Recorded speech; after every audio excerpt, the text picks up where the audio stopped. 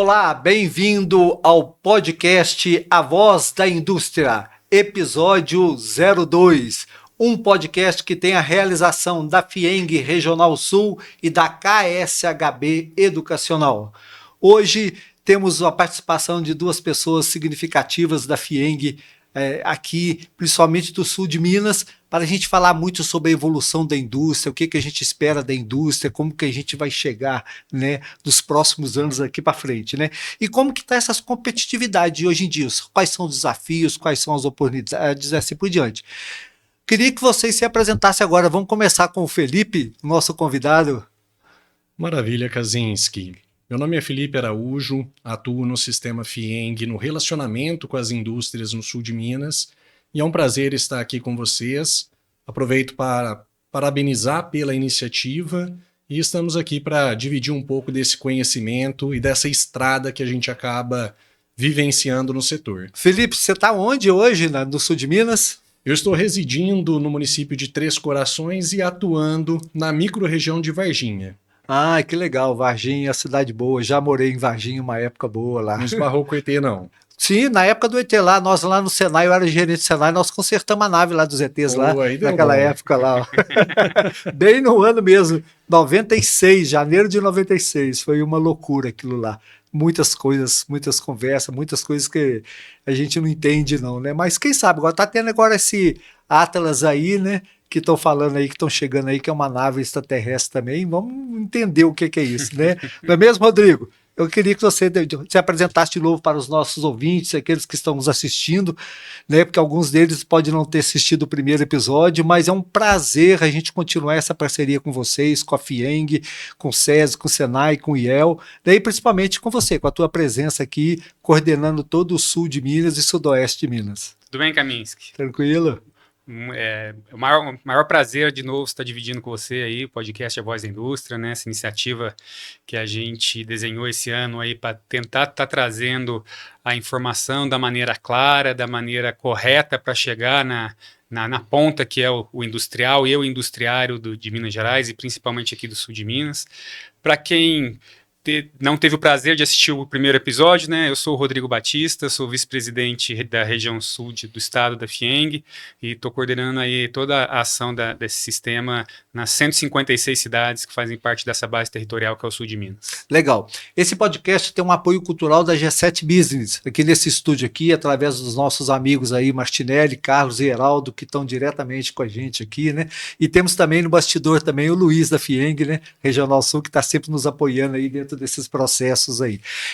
Você pode assistir esse episódio, inclusive o episódio 1, através das redes do YouTube da FIENG Regional Sul, através do Spotify também da FIENG Regional Sul, através do YouTube da G7 Business e através do YouTube da KSHB Educacional. Então tem várias opções, assista sempre o primeiro, o segundo e todos os episódios que virão daqui para frente, porque tem muitas informações.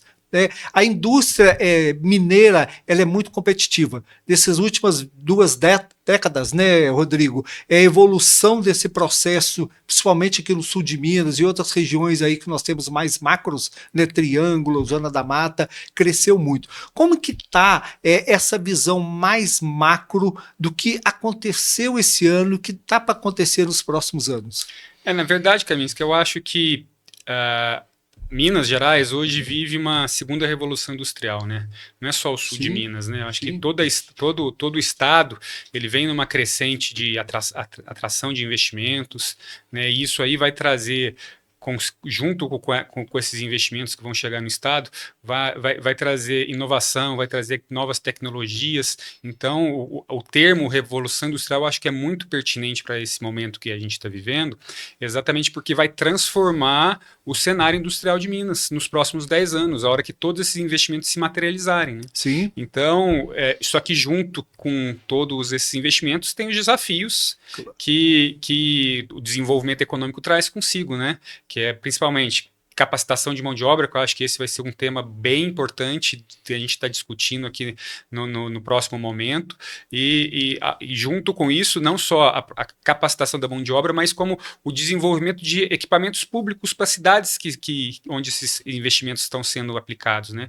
Porque para uma cidade realmente conseguir avançar sem ter problemas sociais, esse planejamento tem que ser bem feito, né? Então, acho que os grandes desafios que estão batendo na nossa porta aí é a capacitação da mão de obra e o desenvolvimento social e público dessas cidades onde esses investimentos vão ser aplicados. E o que a gente percebe, né, Rodrigo, que as indústrias que querem vir para Minas Gerais por todos os fatores, todos aqueles benefícios, tudo aquilo que acha interessante, questão de logística, assim por diante, principalmente o sul de Minas, eles não buscam somente mais as maiores cidades, as pequenas cidades também. E aí vem esse desafio que você falou, né? Como que é essa cidade? Você já citou um exemplo aqui, que Extrema tem mais carteira assinada que população. Exatamente. Né? É uma situação nesse sentido.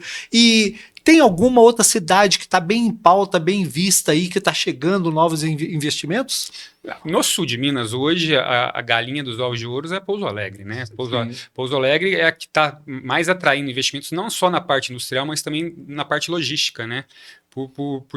A partir do momento dos estudos que foram feitos, Pouso Alegre hoje é considerado um hub logístico de toda a região sudeste.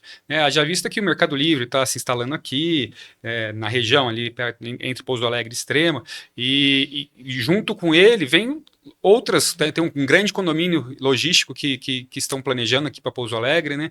Então, isso tudo vai realmente transformar o cenário econômico da região. E vai chegar num ponto, que se já não chegou, que isso que você falou, que as pequenas cidades vão ser protagonistas nesse momento, porque as grandes cidades talvez não vão conseguir avançar na velocidade necessária para estar absorvendo todo esse tipo de crescimento que vai ter, e aí todos esses gargalos vai ser estendido no raio de atuação das pequenas cidades, das micro-regiões, né? O Felipe está aqui hoje propositalmente, que ele é da micro-região de Varginha, por quê? Porque hoje Varginha é a principal região na parte comercial da FIENG. A gente tem a cidade de Varginha e Machado são as duas principais cidades em contratos com as indústrias. Olha.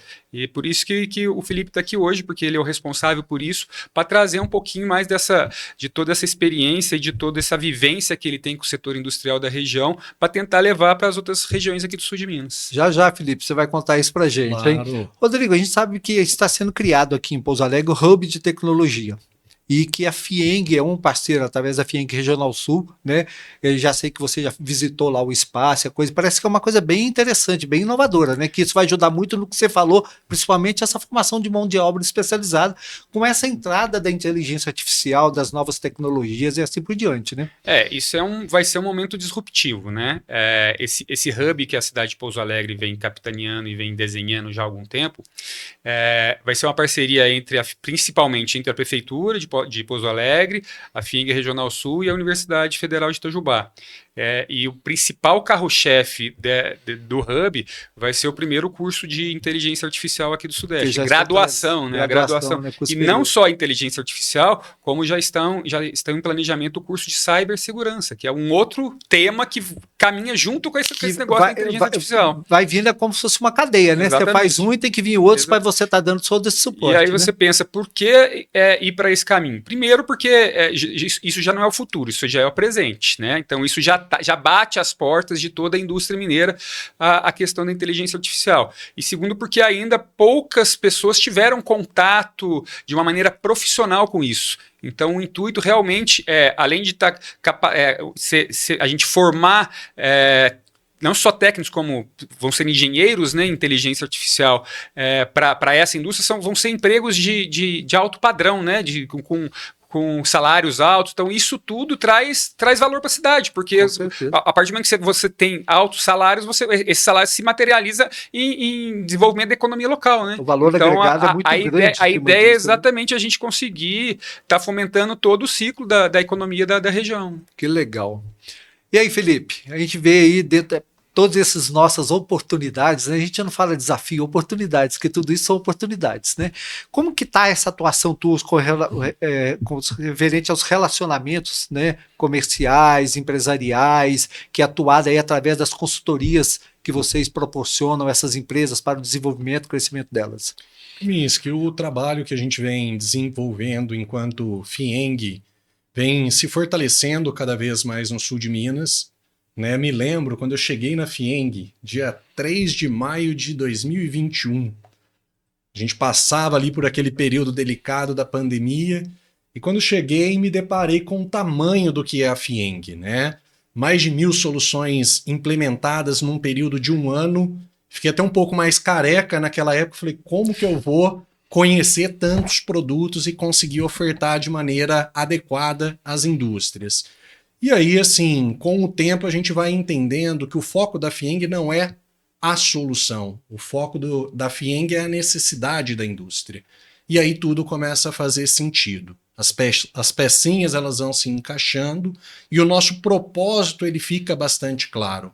Então, quando a gente olha para uma estrutura bastante robusta como é a FIENG, Instituto Evaldo Lodge, CIENG, SENAI e SESI, hoje a gente consegue atender de um programa de conselheiros até mesmo a formação de uma vaga operacional na indústria. Então, do nível estratégico ao nível operacional, nós temos condições de atuar. Então, eu diria que o principal desafio é tornar o conhecimento de toda essa robustez de sistema. Então, a gente fazer a mensagem chegar, e aí esse canal ele é muito importante nesse sentido. A voz da indústria ela vem para somar nesse quesito e fazer as pessoas conhecerem cada vez mais as diversas oportunidades que estão disponíveis. Eu tenho comigo uma frase que eu acho muito interessante, você ouve ou escuta o seu cliente? Dependendo da sua resposta, você poderá ter sucesso e o teu cliente também. Porque você ouvir, você simplesmente ouve, mas escutar, né? E como é escutar? Você entender como é que está essa escuta desse segmento industrial, para esses empresários do segmento industrial, para aqueles que realmente precisam nesse sentido. Porque como a regional aqui da FIENG Sul é muito grande e ela é muito vasta, tem vários clusters, né, de segmentos e assim para diante. Como é que está esse processo? O processo ele é bastante na abordagem consultiva, né? Então, de fato, existe uma diferença, né? E a escuta ativa ela se faz necessária nesse sentido, trazendo um exemplo prático. Muitas pessoas buscam o Senai por conta de treinamentos. Motivo de ser, né? A gente começou com a atividade da aprendizagem industrial, mas hoje o próprio Senai consegue atuar em infinitas oportunidades, transbordou o que já foi uma aprendizagem industrial. E aí, em certa circunstância, nós recebemos um cliente solicitando uma proposta para treinamento. Durante a conversa, ele abriu: Felipe, não tenho caixa para poder investir nesse momento, vou precisar deixar para o ano que vem. Tudo bem, poderia simplesmente ter encerrado aquela tratativa e colocado meu carro na praça, né? Mas não, o que me chamou a atenção naquele momento, eu não tenho caixa. Beleza, o caixa impediu ele contratar o curso naquele momento, mas o que mais estava implicando na empresa? E quando nós perguntamos, hoje está impactando nos seus investimentos, no crescimento do negócio? Sim. Ali a gente já fez uma conexão com a FIENG Regional Sul para acesso a crédito para fluxo de caixa. Vocês resolveram para ele, a solução foi pronto, né? É esse o ponto. Pouca gente sabe, Kaminski, mas a FIENG ela faz parte da cooperativa do Cicobi, ela tem uma agência que é o Cred FIENG, e é exatamente isso para estar fomentando as indústrias de Minas. Fala para os nossos ouvintes, nossos que estão assistindo também, Rodrigo, o que é essa participação que a FIENG tem, porque às vezes muitos empresários não têm essa informação, eles podem começar a entender um pouco sobre isso. O conhecimento do sistema FIENG, eu estou há 20 anos no sistema, ainda não conheço o sistema completo. O Felipe por isso que a voz da indústria vai trazer muita informação. Exatamente. Então a ideia hoje é exatamente por conta dessa minha participação ao longo dos 20 anos e ter exatamente a noção que eu não conheço o sistema como um todo, de todas as soluções que o sistema pode oferecer, todos os produtos e todas as consultorias, é exatamente que surgiu essa ideia. Vamos tentar fazer pelo menos um pouquinho dessa informação chegar de uma maneira mais clara e de fácil entendimento para a ponta da indústria, né? Porque realmente às vezes as empresas deixam de crescer, que é o caso que o Felipe está trazendo aqui hoje, por alguma necessidade de capital de giro que em alguns momentos a economia do nosso país ela não é amigável, né? Então a gente vive ciclos de altos e baixos, mais baixas do que altos, mas a gente sempre vive nessa montanha russa que é o sistema econômico no Brasil, e o sistema FIENG tem solução para isso. E não só a cooperativa de crédito, mas a gente tem acesso a editais da FAPEMIG, não, porque é mais para o agro, né? Mas tem o Embrapi, né, Felipe? Tem vários outros tipos de investimentos que a gente pode estar trazendo o know-how de como as empresas poderem estar propondo esse tipo de captação. A dificuldade de uma pessoa, a FIENG tenta solucionar, né? O Mostrar foco para ele quais são os objetivos e que ele consegue nesse sentido. O foco é exatamente isso. Nós estamos aqui como um agente de apoio ao desenvolvimento da indústria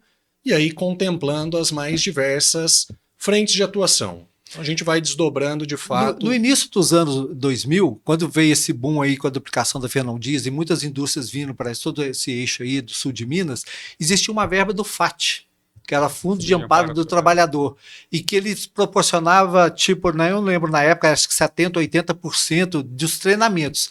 Né? Nós chegamos, através da FIENG Regional Sul, aqui, a atender muitas indústrias com esse programa, né? E os presidentes da FIENG na época, eles faziam questão mesmo, ó, não deixa de atender a indústria, temos que resolver, temos que fazer isso. É bem legal essa iniciativa. O foco precisa ser esse, né? Não é uma questão de o que nós queremos, é o que de fato a indústria precisa e merece, inclusive.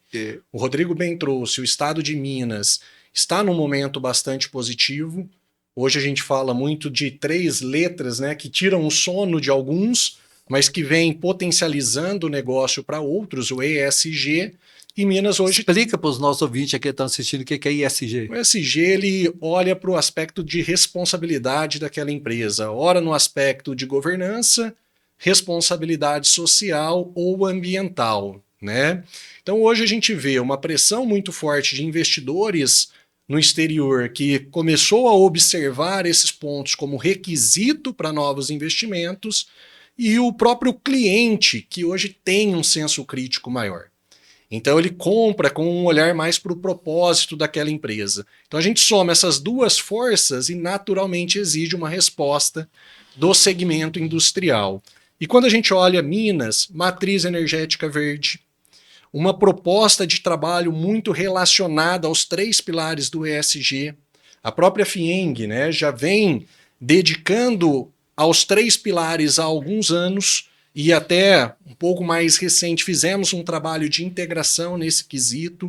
Então é um tema que não pode passar despercebido e que vem sendo cada vez mais crucial para o desenvolvimento das indústrias. Inclusive, Rodrigo, na época no início dos anos 2000, tinha uma busca muito grande para certificações ISO. ISO, né? ISO 9000, ISO 14000, ISO 18000, assim por diante, né? Todas essas. Hoje também isso é uma coisa importante. Em determinados segmentos, se não tiver essas certificações, nem consegue comercializar seus produtos, né? Exato. E hoje outras certificações tomaram o mercado, né? Então nós temos as ISOs, né? Até vista talvez de forma mais tradicional. Mas hoje nós temos certificações relacionadas ao processo de reciclagem, de logística reversa, de ser uma empresa verde, inclusive permitindo acesso a crédito em condições diferenciadas. Então hoje a gente tem um cenário que transborda, inclusive na FIENG nós temos 2 frentes de certificação também legais nesse sentido. Eu tenho o selo Indústria Responsável, que reconhece as empresas que estão engajadas com os 3 pilares de ESG e que possuem maturidade no tema. E nós temos também uma parceria com o governo do estado, com a área ambiental, onde a gente tem o selo Aliança Ambiental, que reconhece práticas voluntárias no eixo de responsabilidade ambiental. Inclusive em Pouso Alegre. Em Pouso Alegre a gente teve o Olimpa, né? A Olimpíada de Pouso Alegre, que isso se tornou um case de sucesso para o estado inteiro, que foi exatamente a gente pegou 6 multinacionais, empresas grandes, não necessariamente multinacionais, mas empresas grandes da cidade, onde foi feita uma Olimpíada ambiental entre os trabalhadores dessas empresas. E isso aí movimentou de uma maneira absurda a comunidade. Quando foi isso, Rodrigo? Foi no passado. Foi a primeira edição do Olimpa, e o case é de tanto sucesso que esse ano o Olimpa, o PA do Olimpa é Pouso Alegre, mas o nome Olimpa ficou para o estado inteiro. Hoje já tem outras cidades fazendo seus Olimpas. Olha, que aí o PA de Pouso Alegre virou preservação ambiental. Boas práticas, né? Exatamente. Então, você vê que às vezes uma ideia simples que nasce e vai ganhando, né, volume e vai ganhando fomento de forma que vai transcender os limites da onde ela é aplicada e vira casos de exemplo de sucesso mesmo para outras regiões do estado. Legal. Rodrigo, vamos mudar um pouquinho de assunto. Você falou algo que é muito importante. Mão de obra qualificada. Formação de mão de obra. Aí, Felipe, eu só vou dar um toque aqui, que eu já mandei, inclusive, uma mensagem para o presidente da FIENG, o Flávio, falando que o sul de Minas precisa ter uma faculdade SESI-Senai. Nós precisamos ter aqui, eu já comentei com o Rodrigo, né, Rodrigo? E ele até foi muito educado, me respondeu, não existe estudos sim, nós estamos começando em determinado local nesse sentido, porque esse vai ser o foco. Qualificação. Eu tenho a minha empresa que é SHB Educacional e eu tenho um podcast sobre educação corporativa que visa realmente isso, formação de mão de obra, né? Porque a indústria vem para um determinado lugar. Se ela não tiver uma mão de obra que vá, principalmente essas novas tecnologias, essas maquinários, outras coisas qualificadas, treinadas, como o Rodrigo falou, pessoas com nível mais alto, você não tem como chegar. A gente sabe que o Senai, sabemos que o SESI, sabemos que esses outros instituições, a CIENG, o IEL, tem todos os programas. Nós temos programas tanto na área comportamental, que seria a questão de teorias e práticas também. Como que está a atuação, principalmente do Senai nesse momento, né? De como que ela está inserida dentro de todo o sul de Minas e até dentro do estado de Minas Gerais? Um dado até interessante, Camins, que você vê, em 2024, o Senai em Minas capacitou 200 mil alunos. É muita gente. É muita gente. É 1% da população mineira. Então, é um dado assim, bem relevante, mostrando que, na verdade, a missão social de devolver para a sociedade o que vem de uma maneira compulsória para o sistema, que é exatamente a gente vai estar capacitando de uma maneira subsidiada, de uma maneira acessível, tanto para as pessoas que vão se capacitar, tanto para as empresas que vão aderir a esse programa, não deixa de ser uma missão social da gente estar devolvendo para a sociedade na forma de serviço, né, e na forma de capacitação, que é uma demanda da indústria, né? E aí a gente fala, por que eu falo que o grande desafio do futuro é a capacitação da mão de obra? Primeiro porque a gente tem uma massa produtiva que não quer trabalhar, né? Então é um gargalo. Hoje, se você pensar em o número de vagas oferecidas com o número de pessoas disponíveis a trabalhar, a gente vive pleno emprego. A gente não consegue atender a todas as vagas. Praticamente toda a grande indústria tem vaga aberta para ser preenchida e não consegue. Isso vem um pouquinho do assistencialismo, né, que é uma política de Estado aí, do governo federal, atrapalha bastante o setor produtivo, e a gente precisa virar esse jogo. E como que a gente vai virar esse jogo? Oferecendo vagas de alto valor agregado.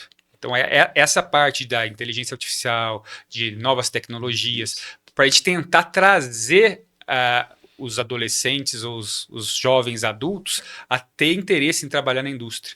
Porque lá atrás tinha uma mentalidade estigmatizada que a indústria era um prédio que poluía, né? Você via aquela fumacinha saindo da chaminé e tal. Então, essa nova geração, que a gente ainda está aprendendo a trabalhar com ela, em como a gente vai conseguir inserir essa nova geração no mercado de trabalho, a gente precisa, na verdade, entender como eles vão enxergar valor na indústria. E enxergando valor na indústria, hoje, se não tiver tecnologia aplicada a isso, eu vejo que é impossível.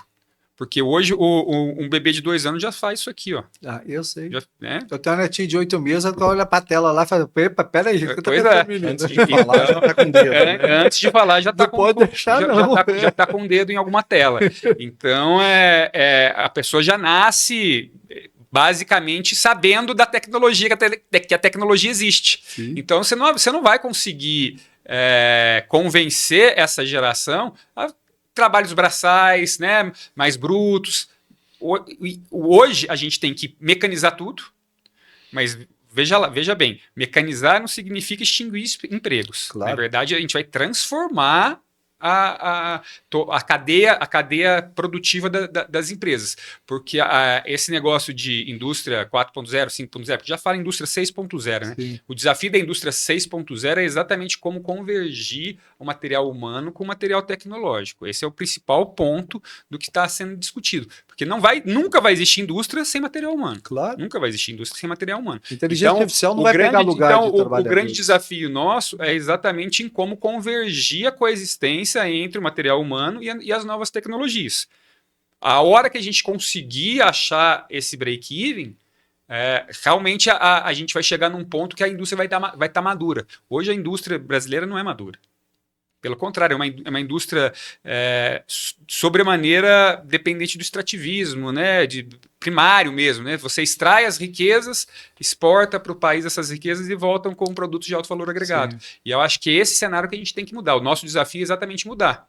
Que é exatamente pegar todas as matérias-primas, as riquezas que a nossa terra tem e transformar isso em riqueza tecnológica aqui, não no exterior.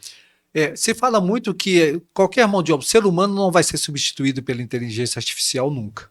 Agora, aquele que não souber utilizar a inteligência artificial em benefício, seja na vida pessoal ou profissional, ele pode ter dificuldade. Vai ficar para trás.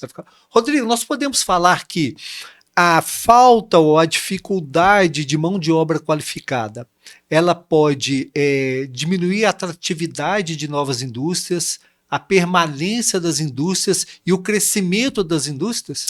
Não só a mão de obra qualificada. Hoje... Mas num termo mais global. Eu vou te falar o seguinte, hoje a grande preocupação das grandes indústrias no processo decisório de investimento é se existe mão de obra que quer trabalhar.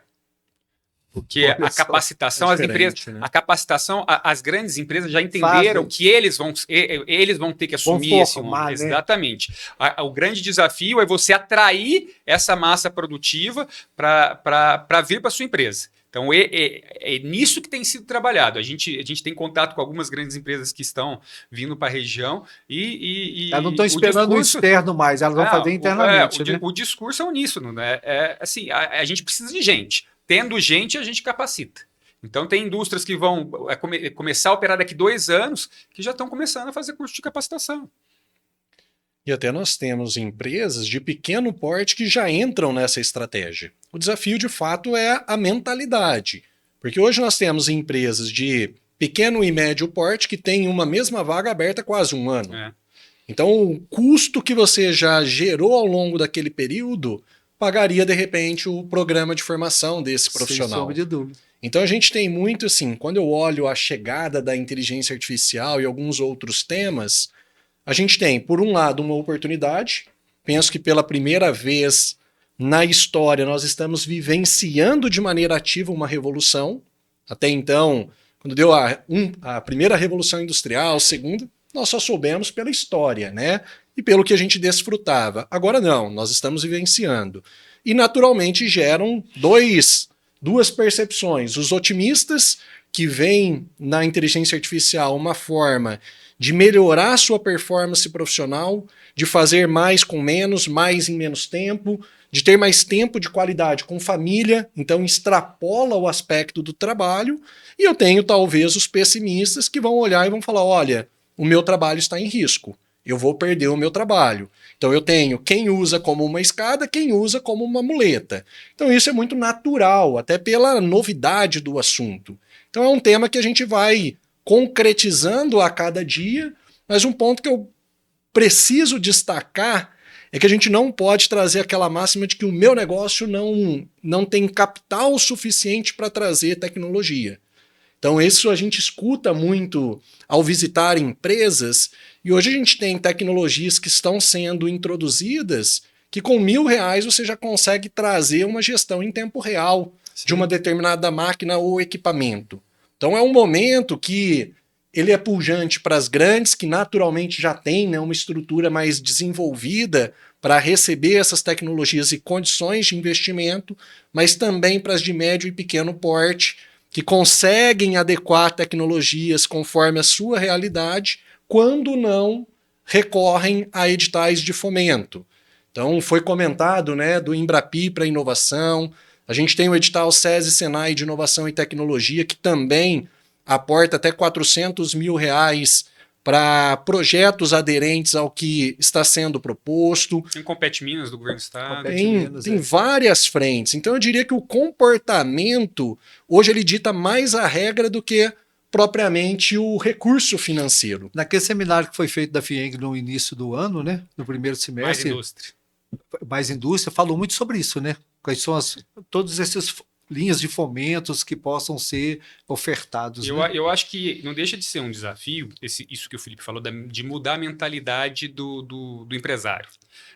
O empresário que ele está confortável com o seu negócio, eu não devo, a minha empresa está rodando e eu não quero assumir dívidas.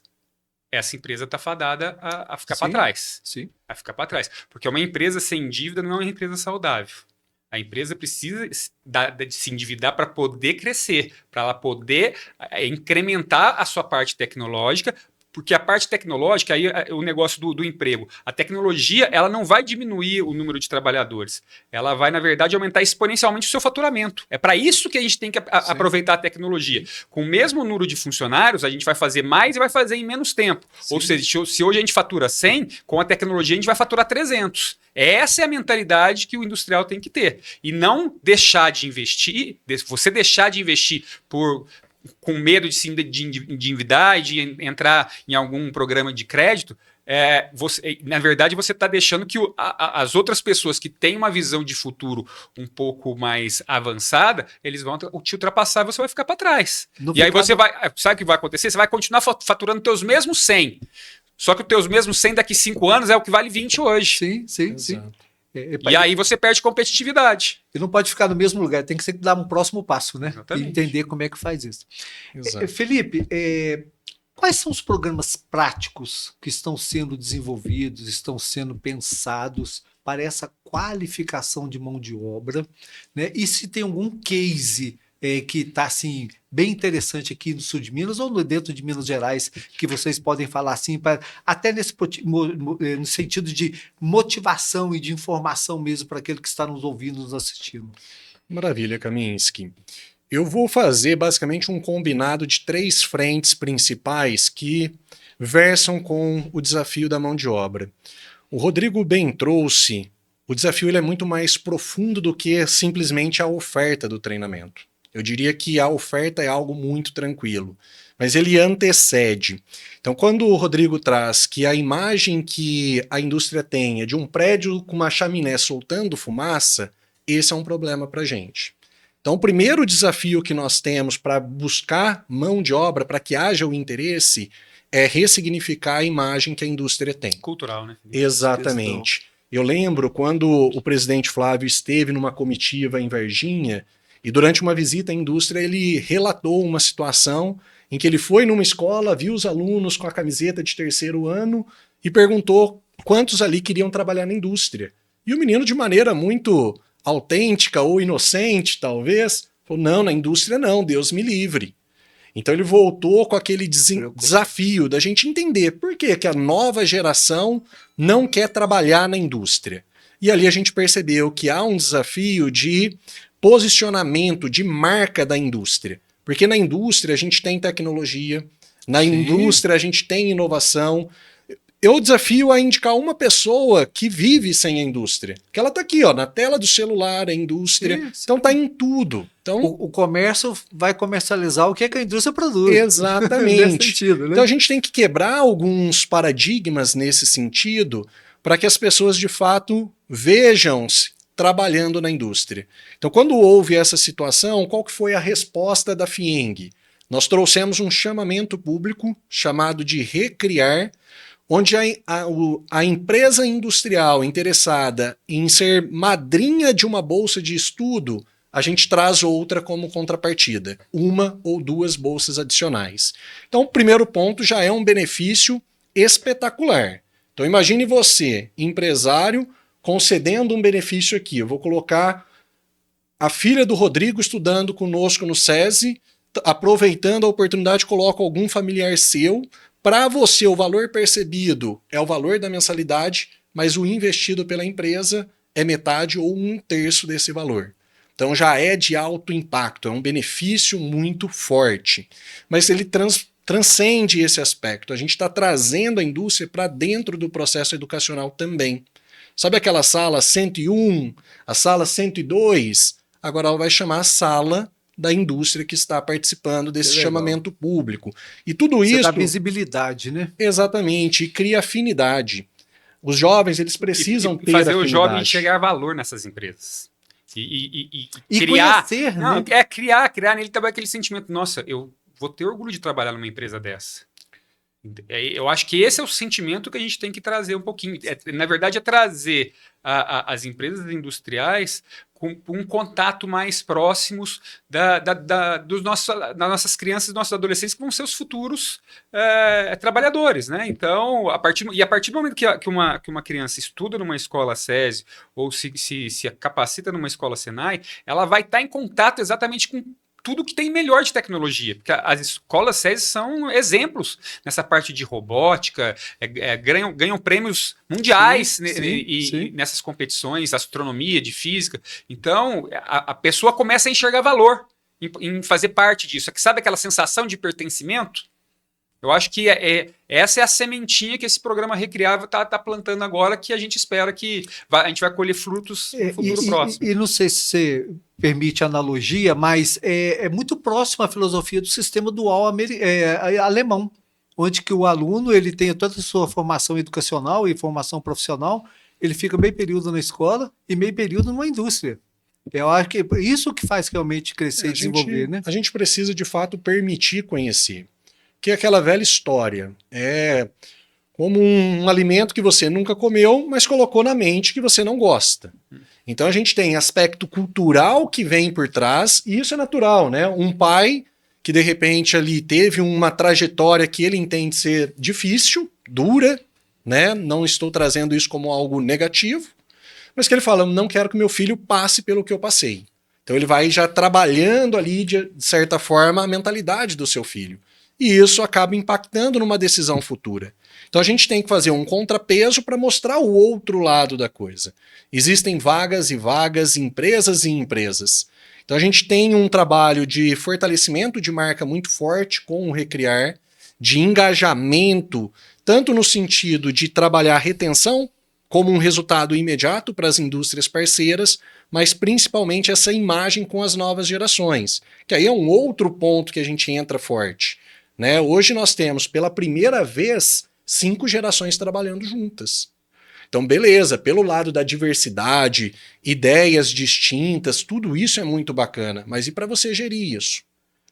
Se eu falar que um restaurante na empresa, que hoje a gente tem o SESI servindo refeições e administrando restaurantes, né? Que era um principal benefício visto ali de forma muito positiva, hoje a gente pergunta para quem? Talvez uma geração, de fato, goste pra caramba daquele benefício. A outra já não valorize tanto. Já acho que é obrigação. Exatamente. Então a gente tem esses desafios. Para que vocês tenham uma ideia, nós temos um trabalho do SESI que é o engajamento de stakeholders. Então ele faz uma análise profunda tanto da atual equipe de trabalho, para entender o cenário, o nível de satisfação, como que a cultura da empresa está conversando com as características dessa equipe. A gente extrapola o muro da empresa naturalmente, entendendo que ela impacta uma comunidade, faz também uma análise da comunidade e chega a um panorama real da empresa no sentido de o quanto que essas pessoas, essa comunidade está engajado, o quanto que elas querem trabalhar naquela indústria. E aí aqui a gente começa, de fato, a sair de um oceano talvez vermelho, que é a briga pela mão de obra, em que qualquer R$ 50 tira ele de uma empresa e põe na outra, e começa de fato a trabalhar algo que extrapola, né? O engajamento, o pertencimento, que são os pontos que o Rodrigo bem trouxe. Então, sempre que a gente olha um panorama de qualificação, antecede a questão da marca, antecede a questão de você conseguir entender o seu posicionamento junto à comunidade, e aí sim a gente entra nos programas que hoje tem o Senai como principal representante e que vem quebrando paradigmas. Então, quando eu falo em treinamento, treinar por treinar, não treine. Né? Eu não vou fazer um treinamento por lazer. Se for, eu deixo a pessoa escolher o que ela quer executar. Então, hoje o Senai Poços de Caldas, por exemplo, tem um atendimento que é uma matriz de competências.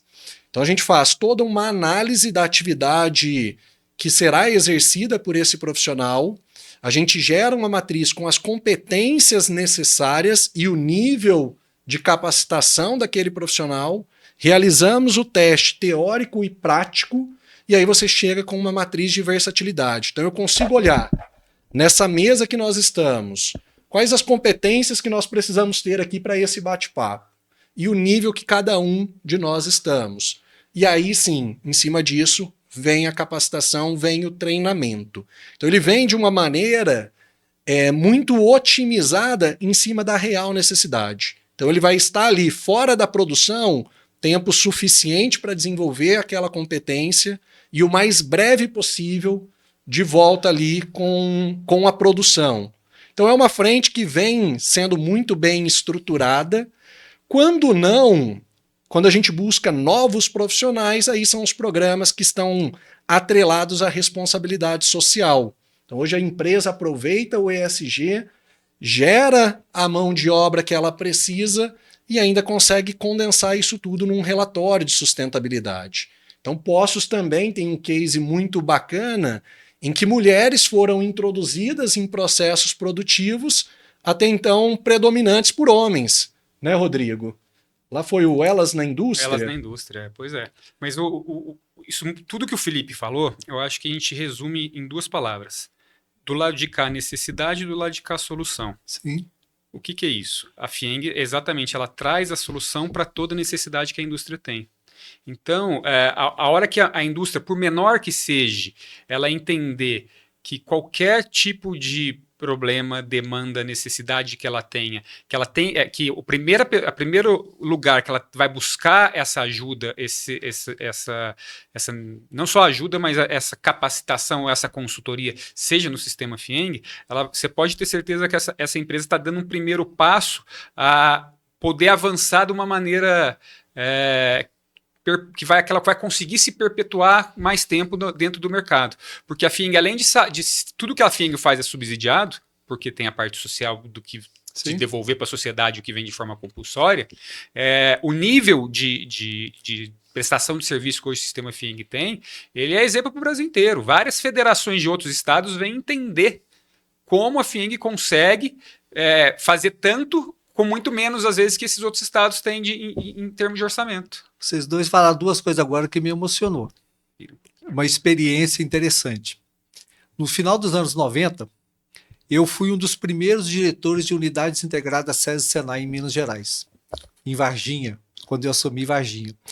E nessa época nós fizemos uma pós-graduação oferecida pela gerência de educação da FIENG através do SESI Senai, e a gente tinha grupos de estudo. E a nossa TCC final foi competências básicas como elemento propulsor de resultados.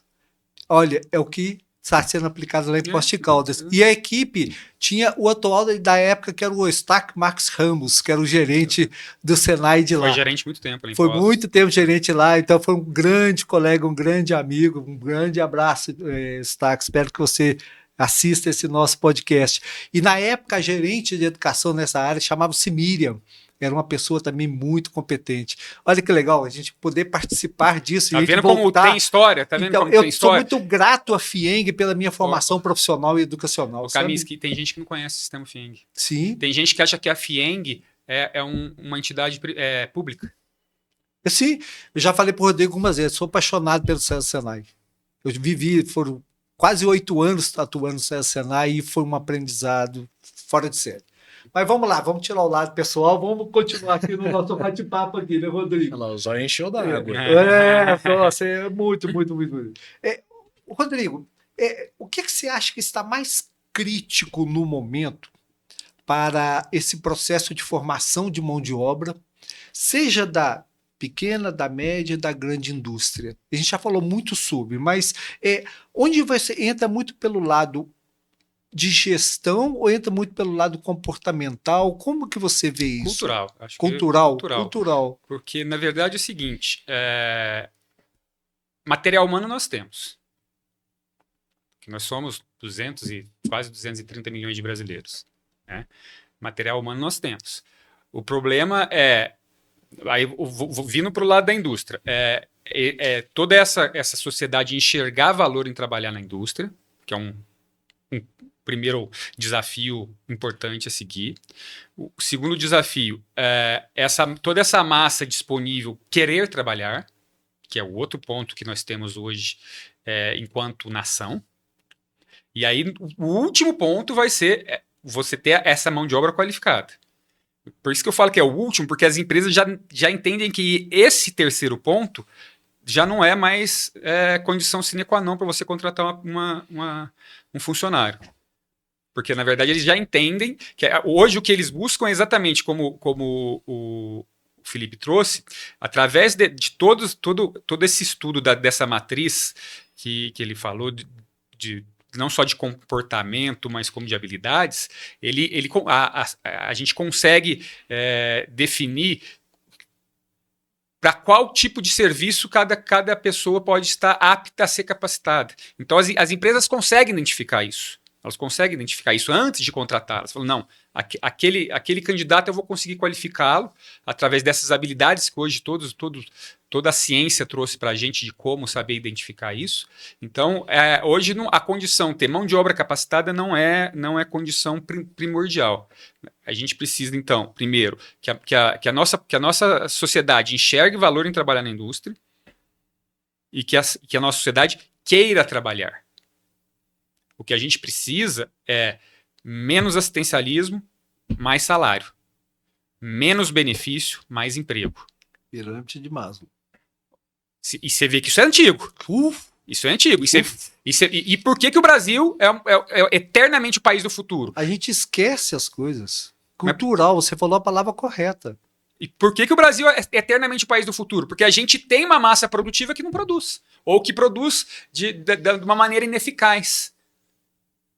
Porque quais são os desafios? Acesso ao crédito, que o Felipe trouxe, medo de você se endividar por conta de todo o cenário econômico que a gente vive nos últimos tempos, da incerteza.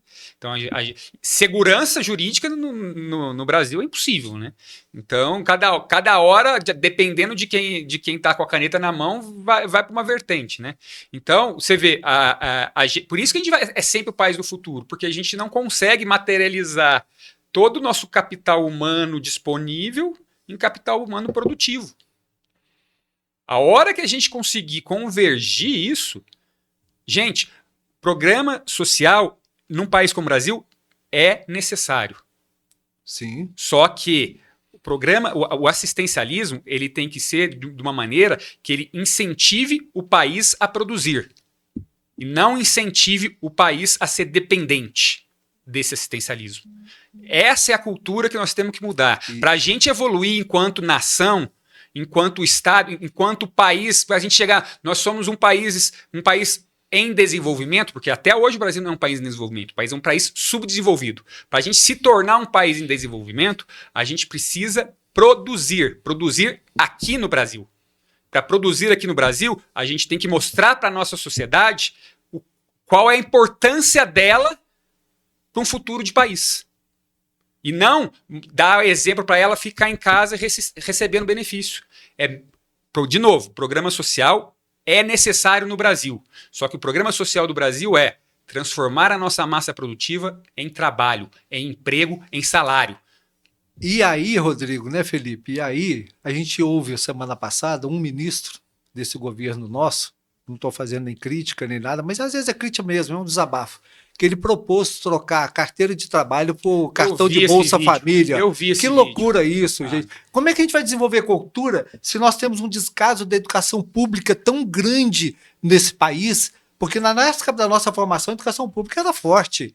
Agora, um ministro falar desta forma vem pela fala do nosso presidente também, que não fala pensando em nada, né? Olha como é que pode trocar a carteira de trabalho pelo cartão de Bolsa É um absurdo. Não, é um absurdo. É por isso que eu estou falando, a gente não vai sair dessa condição de país subdesenvolvido dessa maneira.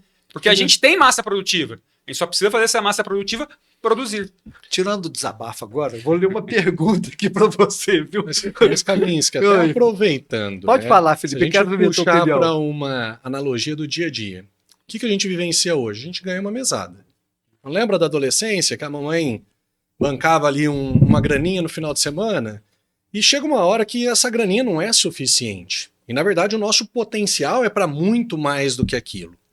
E nós tivemos uma situação até recente onde uma empresa precisava cumprir cotas de pessoas com deficiência. Sim, PCDs. Então, vocês imaginam o desafio que foi para a gente encontrar 15 pessoas para fazer um programa de formação e depois entrarem no mercado de trabalho. Então, quando a gente trouxe o primeiro receio, mas eu vou perder o meu benefício. Então nós tivemos que debruçar, entender, naquele momento não perdi o benefício, eles estavam fazendo um treinamento, depois teria um período de adaptação para só então você abrir mão do benefício. Então eles toparam, isso nos ajudou, nós conseguimos 15 pessoas. Durante o programa de treinamento, ali nós desenvolvemos a questão da mentalidade. Sim. Porque beleza, o trabalho é uma troca, eu troco meu tempo por um recurso financeiro que depois eu vou utilizar para outras finalidades. E quando a gente olha o ambiente industrial, ele é um ambiente que paga melhor do que outros setores. Então na indústria eu consigo chegar numa estrutura remuneratória bem mais alta do que comércio, do que a própria logística. Sim. Então é bastante estratégico, só que a gente tem que demonstrar isso de maneira prática. Há exemplo, nessa turma como resultado, dos 15 participantes, 12 foram contratados. E recentemente, um ano após, eu estive na empresa e perguntei, falei, e os 12 ainda estão? Dos 12, 10 continuam. O que para mim é um resultado espetacular. Sim. Mas então, assim, muitas das vezes o nosso desafio é mostrar para as pessoas que ela pode ganhar mais do que a mesada dos pais, né? Que aqui eu vou usar do país, né? Fazendo uma comparação. Então, o Bolsa Família eu entendo que é mais um despertar da pessoa do que propriamente do governo, porque o governo não vai tirar essa estratégia. Olha quanto tempo ela já está colocada na mesa. Então, o nosso desafio, eu diria que é muito nesse caminho. E pode chegar uma hora que naturalmente vai gerar uma crise, porque quando eu tenho menos pessoas produzindo do que sendo assistidas, a conta não fecha. Eu atuei uma vez numa empresa que a gente tem essas cotas de PCD. Era uma loucura. E quando você conseguia completar a cota, primeiro, como você falou, é difícil você conseguir as pessoas, a quantidade que você precisa. Outras empresas perguntavam, quanto você está ganhando lá? X, eu te dou tanto para você vir para cá. E a pessoa saía. E depois então é uma coisa assim desse sentido, né? É delicado. Hoje, cada vez mais, porque assim, se eu olhar... Então vamos falar em retenção, por exemplo, o quesito salário está despencando ano após ano. Sim. O salário está, salvo engano, habitando acho que a 5ª posição. Uma liderança bem capacitada é um fator de retenção. Você ter ali uma oportunidade de crescimento é outra. Sim, reconhecer, dar parabéns ali para o colaborador que fez algo diferente. Sentir produtivo, né? Tudo isso acaba impactando. Então quando a gente ouve as histórias dos R$50 que levou o funcionário, a gente sabe, não é só os R$50. Tem várias coisas. É um conjunto de fatores, né? Que seja o convencimento. Faltou ali sentar na mesa e falar, ó, aqui tá aqui, de maneira clara, como que você cresce na minha empresa, no meu negócio, aonde você pode chegar. E aí, assim, você dá um direcionamento. Então a gente vai, ao longo, encontrando essas situações e tentando extrair o que há de positivo, mesmo que num ambiente, às vezes, difícil, né, Rodrigo? Mas sabe qual é um problema que o Brasil vai, se continuar nessa direção que está caminhando, vai ter daqui 10, 20 anos? Quantas vezes a gente escutou lá atrás, no começo dos anos 2000, a necessidade de uma reforma da Previdência? Sim. Certo? A gente escutava, a Previdência tá do jeito que tá e tá aquilo. Por quê? Porque era mais gente, com o aumento da expectativa de vida, era mais gente recebendo aposentadoria do que a massa produtiva pagava para bancar eles. Foi feita uma reforma da Previdência, 2015, 16, lá por aí. Isso já equalizou naquele momento, mas que hoje já está crítico de novo. Mas por quê? Porque o que acontece na direção que a gente está caminhando? Vai ter mais gente dependendo de benefício social do que produzindo no país. Sim. Já tem estados no país que já são dessa forma. E aí o que vai acontecer com a economia do país? Cada vez mais vai ter que se aumentar impostos para quem está produzindo, vai ser mais penalizado com aumento de impostos, da renda principalmente, e para poder pagar o benefício social de quem não está produzindo. Então, por isso que a gente está numa vertente que a gente não vai. Essa conta nunca vai convertir para um estado de desenvolvimento. Né? Nunca vai chegar no equilíbrio. E se a gente não mudar a mentalidade dos nossos gestores, de novo, programa social é necessário num país do tamanho do Brasil e com uma diferença social muito grande, mas a gente tem que entender o desenho que ele está sendo feito. A gente tem que incentivar a pessoa que está no benefício social a querer produzir, porque quanto mais ela fica com o sentimento que ela não precisa produzir, menos o país tem possibilidade de crescer. Legal. Rodrigo, produtividade. Vou até ler aqui, foco no core business. Como a especialização profissional contribui para a competitividade internacional das empresas mineiras? Olha que tema, hein? Então vamos trazer isso para o português, né? Vamos. Core business é talvez o principal foco de uma empresa, né? O negócio principal. E aí vamos falar então um pouquinho o produto dessa dele, né? Então vamos falar um pouquinho o que a empresa precisa estar especializada. Isso aí é um paradigma, né? É um paradigma, porque quanto mais especializada for uma empresa, menos cliente ele vai ter. Então você tem que entender até que ponto você tem que ser uma empresa de um produto tão específico para saber o mercado que ele tem. Então é uma análise um pouquinho mais profunda do que falar, não, a gente precisa especializar, fazer um produto que é único. O único hoje vai ser só o exemplo do amanhã para as outras empresas. Sim. Na verdade, você tem que entrar num ciclo virtuoso de crescimento e de inovação, e cada vez mais você vai estar trazendo novos produtos dentro da tua linha de atuação. Então, eu acho que a mentalidade hoje é como maximizar o número de produtos que você pode estar fazendo. Okay. E não só se você tentar ser especialista numa coisa só. A empresa especialista num único produto, ela está fadada daqui 5 anos ter muitos concorrentes que vão utilizar o caso de sucesso dela, o exemplo que ela deu, e vão fazer o mesmo produto. O portfólio tem que ser ampliado. Então, na verdade, mais, né? o que tem que se mudar é a cultura de você estar sempre inovando, sempre buscando alternativas de você crescer enquanto empresa. Então, quanto menos... por isso que eu falo que é um paradigma de a gente saber equilibrar isso. Sim. Isso é o meu modo de pensar, tá? Não quer dizer que seja a verdade absoluta. Perfeito. Seja a verdade absoluta.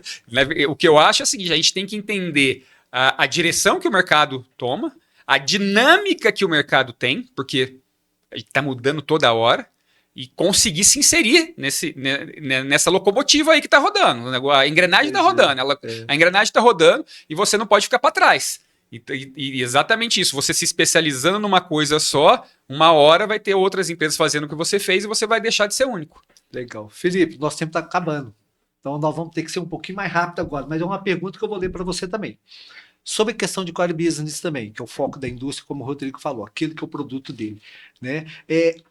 Quais sinais indicam que uma empresa está perdendo o seu foco especificamente naquilo que é o produto forte dele? Não sei se deu para entender. De maneira bem objetiva, eu diria que o crescimento dela pode ser um indicador. Se eu olho hoje para um mercado, e aí eu vou trazer para uma ótica de, independente se ela é de um produto ou multiprodutos. Se o mercado cresce e ela cresce menos, quer dizer que ela não está sabendo aproveitar da melhor maneira aquele mercado. Né? Então, olho esse o sinal. e o momento que essa empresa vivencia. Então, hoje nós temos muitas indústrias que têm parte da equipe preocupada com a segurança do trabalho, porque recebeu uma autuação do Ministério do Trabalho, que tem uma outra área preocupada com questão ambiental, porque precisa implementar um PEA ou algum programa ali exigido pela lei, e assim a gente vai fazendo a junção de fatores. Quando eu tenho toda essa estrutura trabalhando com o objetivo fim, que é melhorar aquele produto, melhorar aquele processo e, por consequência, a empresa, a gente vê que o resultado é diferente. Inclusive, esse é um segundo papel importante na federação, na FIENG, onde além de contribuir com a estrutura do negócio em si, com o produto, com o processo, a gente também busca atuar nesses segundos temas, né, que porventura tiram o foco da empresa. Então, aqui em Pouso Alegre mesmo, nós temos uma unidade de saúde e segurança do trabalho que assume boa parte das responsabilidades relacionadas a terceiros ou até mesmo aos programas legais, exatamente para que o time esteja focado no negócio. Legal. Então, são esses pontos que a gente vai observando, né? Complementando o que o Felipe está falando, eu acho que é exatamente a gente saber diferenciar a real importância da atividade fim da atividade meio. Sim. Na atividade meio, a gente tem várias oportunidades de trazer entidades mais especializadas que vão poder estar exatamente tirando o fardo da preocupação da empresa com a atividade meio e indo para a atividade fim, que é o core business, aquilo que você falou. Então, as parcerias de prestadores de serviço, principalmente para as grandes empresas, eu acho que hoje é tão necessária para ela se preocupar realmente com o produto dela. E aí, todo o sistema que vem por trás dele, você ter essas organizações mais especialistas que vão poder estar te auxiliando nisso. E quais são essas entidades especialistas que vão poder estar auxiliando as grandes empresas do sistema industrial? O sistema FIENG. Certo. Felipe, uma mensagem final. Fale para os nossos ouvintes, aquele que está nos assistindo, qual uma mensagem bem positiva que você tem aí para o nosso futuro aí da indústria mineira e como que as pessoas podem te encontrar, esse industrial, essas coisas nesse sentido. Bom, eu diria que o cenário de Minas ele é bastante positivo e vem de encontro também com o momento que nós estamos vivenciando enquanto FIENG. Diria que a necessidade da indústria, o desafio dela é também o desafio da federação e que nós estamos à disposição para construir de fato um futuro juntos. Essa é a nossa principal bandeira. Todo empresário pode me localizar através da rede oficial da FIENG, no nosso site institucional, além de conhecer um pouco das soluções que estão disponíveis. Lá vocês conseguem dividir conosco um pouco do desafio que vocês estão vivenciando e ter um atendimento especializado do Felipe ou de qualquer colega que também esteja atuando aí conforme a região, né? Que legal. Rodrigo, uma mensagem final para todo esse segmento industrial e o que você tem de assim, que possa realmente estar colocando para esse pessoal que está nos ouvindo, nos assistindo. Não, Camis, queria de novo agradecer a oportunidade nessa parceria nossa aí de estar podendo levar a informação de uma maneira mais clara e concisa para a ponta da indústria, né? A mensagem que eu poderia deixar aqui hoje, eu acho que a gente precisa refletir um pouquinho qual a contribuição que nós, empresários, estamos deixando para os países. A gente hoje, eu entendo a dinâmica de uma empresa, porque eu tenho empresa, só que eu acho que a gente precisa começar a dedicar um pouquinho mais do nosso tempo, que hoje o tempo talvez seja a principal riqueza que a gente tenha. E a gente precisa começar a dedicar um pouquinho mais do nosso tempo para deixar um legado se baseando no seu propósito. E como que a gente vai deixar um legado? A gente tem que deixar uma sociedade melhor. E para a gente deixar uma sociedade melhor, a gente precisa participar. O que eu peço ao empresário mineiro, participe do sistema FIENG. Venha conhecer o sistema. Venha ter voz nas principais discussões de interesse do teu setor. Isso é associativismo. Você vai estar trazendo todas as suas demandas e necessidades para uma discussão coletiva, onde todos nós vamos estar unindo forças. E eu acho que é isso que a gente precisa, é trazer um pouquinho mais de coletividade para um bem maior, que é o nosso Brasil.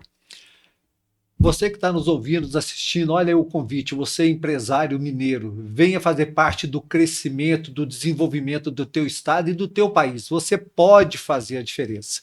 Esse podcast, A Voz da Indústria, episódio 2, um episódio muito interessante, muito gratificante, muito informativo, é a realização da FIENG Regional Sul em parceria com a KSHB Educacional e com o apoio cultural da G7 Business, que nosso parceiro aqui nesse estúdio.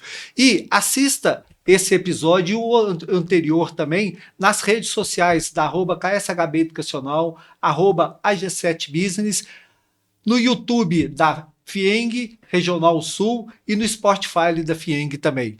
Um abraço a todos e em breve teremos o episódio 3, 4 e muitos pela frente. Valeu!